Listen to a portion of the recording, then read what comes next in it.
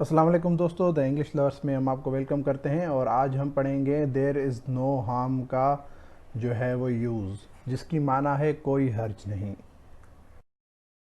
तो इसकी जो फार्मेशन है वो ये है कि पहले आप there is no harm plus in plus verb की चौथी सूरत और प्लस में ऑब्जेक्ट जो है वो यूज़ करेंगे। इसकी ये फार्मेशन है। और इसके जो एग्जांपल्स हैं जो मैंने नीचे दिए हैं आपको जो है वो समझने के लिए, तो नंबर 1 है there is no harm in taking tea in the evening. शाम को चाय पीने में कोई हर्ज नहीं है। नंबर 2 है there is no harm in studying 2 hours regularly. 2 घंटे मुस्तकिल मुताला करने में कोई मजायका या हर्ज नहीं है। There is no harm in marrying her. उससे शादी करने में कोई हर्ज नहीं है।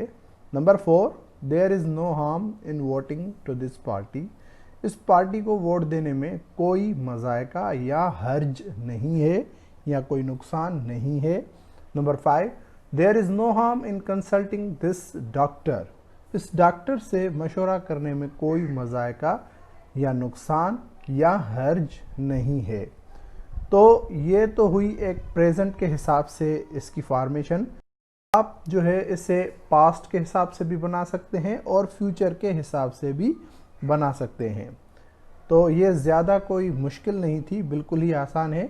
आप इसकी सिर्फ 10 मिनट प्रैक्टिस करेंगे तो ये आपको समझ में आ जाएगी। वीडियो देखने के लिए आपका बहुत बहुत शुक्रिया।